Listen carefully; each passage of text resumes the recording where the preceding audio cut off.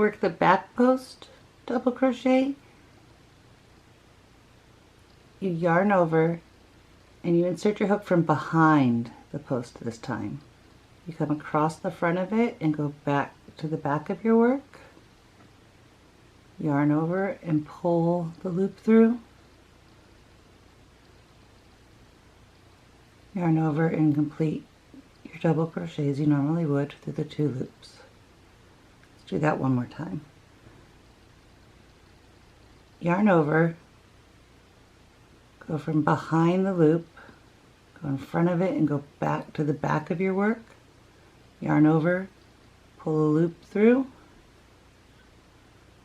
yarn over, pull through 2, pull through 2. With the back post double crochet, you can see that it sits behind the work.